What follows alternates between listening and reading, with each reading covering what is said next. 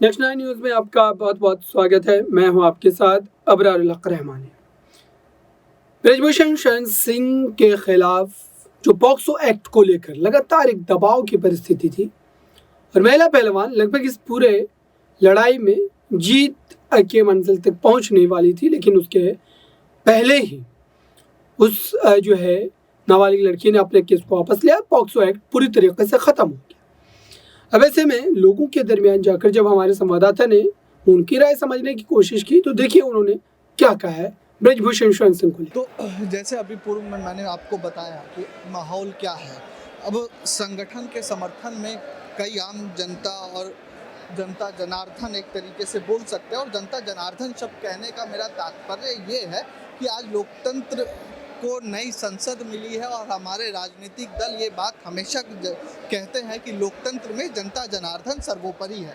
भले ही यहाँ पर पोस्टर संगठन का लगा हो, लेकिन संगठन बनता अंतिम में लोगों से है, आम जनता से है। तो कुछ सज्जन हैं मेरे साथ और इनसे जानने की कोशिश करेंगे कि अब आगे क्या। तो एक तो आप अपना परिचय दीजिए और उसके बाद मैं आपसे ये जानना चाहूँगा कि पोस्टर हम ये देख रहे हैं कि मेरठ किसान मासिक पंचायत, इस आंदोलन के मूल में क्या है? पहलवानों को समर्थन देना या किसानों की कुछ अपनी भी मांगे हैं? देखिए, सबसे पहले तो मैं आपको अपना परिचय दे दूं। रकम सिंह फौजी, गांव ललसाना, डिस्ट्रिक्ट मेरठ है। और दूसरा सवाल आपका कि आज आप किसानों की समस्या के लिए आए हैं या पहलवानों को समर्थन देने के लिए। तो आज हमारे हाईकमान से आदेश हुआ था और हमारे पूर्व सैनिक संगठनों की तरफ से भी ये हुआ था कि ज़्यादा से ज़्यादा संख्या में पहुंच करके, क्योंकि हमारी जो बच्चियों के साथ अन्याय हुआ है और उनको अभी तक न्याय नहीं मिला, 1 महीने से ऊपर उनको हो गया है, उनको समर्थन दिया जाए। लेकिन मुद्दा साहब ये है कि एक तो आप गुस्सा मत होइएगा, नहीं तो आप लोग मीडिया पे गुस्सा बड़ी जल्दी हो जाते हैं। मुद्दा एक ये है कि कुछ सोशल मीडिया पे अगर आप जाएंगे और आज का या कल का या परसों के कुछ बाइट्स आप देखेंगे, बातें सुनेंगे, तो ये मुद्दा साहब ये आ रहा है कि किसानों ने या कुछ संगठन ने एक तो ये आंदोलन जो महिला पहलवानों का था, एक तो हाईजैक कर लिया, और दूसरा मुद्दा ये है साहब कि महिला पहलवानों को जन समर्थन नहीं मिल पा रहा जैसा किसान संगठनों को 2 साल पहले मिला था। इस वजह से संगठन भीड़ जुटाने के लिए आ रहे हैं। दोनों सवालों पे मैं आपकी प्रतिक्रिया चाहूँगा। नहीं, ये बिल्कुल आपका सवाल बिल्कुल गलत है और मैं इसका खंडन करता हूँ कि जो आपने कहा कि उनको जन समर्थन नहीं मिल रहा, आप गांवों में जाकर के देखिए, ये तो चंद लोग आए हैं। अगर उनका एक भारी मन से संदेश जनता में चला गया तो गांव आज सड़क पर उतरने के लिए तैयार हैं अपनी बिटियाओं के लिए। और हम और कुछ नहीं मांग रहे। हमारी जो बेटियों का मान सम्मान खतरे में है इस समय, और ऐसी वैसी बच्ची नहीं है वे। उन्होंने मेडल लिए हैं, नाम रोशन किया है, हमारे अपने माँ बाप का भी रोशन किया है, हमारी कौम का भी किया है, हमारे क्या नाम है हिंदुस्तान का भी रोशन किया है। और जब वो तिरंगा लेकर के दौड़ती है तो पूरे हिंदुस्तान का समर्थन है उनको, और उनके साथ समर्थन जब भी था जब वे अखाड़े में जाती हैं, और आज भी है। ऐसा नहीं है। मैं इस बात का आपकी का खंडन करता हूं कि आप कहते हैं कि उनको जन समर्थन नहीं मिल रहा, इसलिए संगठनों का देखिए, पहलवानों का कोई ज़्यादा बड़ा ग्रुप नहीं है। पहलवान मुश्किल से गाँव में 1 या 2 मिलेगा, लेकिन उसके परिवार तो बहुत बड़े हैं। तो आप ऐसे कैसे कह रहे हैं कि उनको समर्थन नहीं है? अगर समर्थन नहीं होता तो देखिए यहाँ से वहाँ तक कितना भीड़ आपने कैमरे में पूरी कैद कर ली होगी। एक भाई सब आपसे सवाल है, आप भी रुके रहिएगा, कि आज देश को नई संसद मिल गई, पुरानी संसद के बगल में ही नई संसद मिल गई। एक हमारे समाज में कहावत है कि परिवार लोकतंत्र का, देश की पहली पाठशाला है समाज की, और राजनीति अंतिम। अब इस पूरे आंदोलन में 2 धुरी है, एक तरफ पहलवान है, दूसरी तरफ राजनेता सांसद ब्रिजभूषण शरण सिंह है।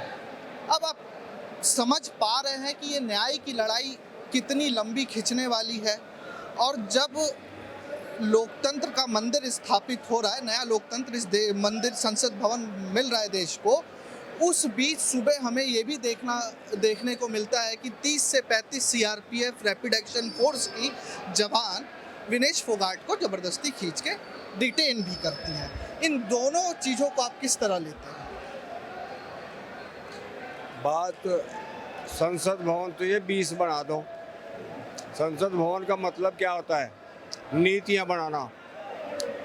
किसान यूनियन, राकेश टिकैत बार बार चिल्ला रहे हैं इस बात के लिए कि जो कानून है पॉक्सो एक्ट में, उसे लागू करो या उसे हटाओ।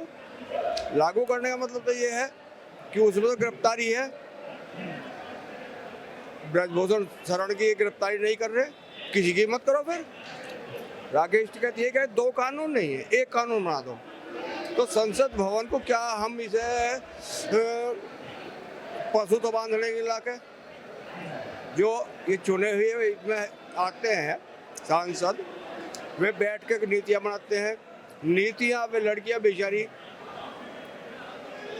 आप भी परिवार वाले हैं, जब वे अखाड़े में लड़ती है ना, मेडल जहाँ से ले आती है, तो मुझे तो ऐसा लगता है मेरी बेटी लड़ रही। इसके लिए हमें अब से बहुत पहले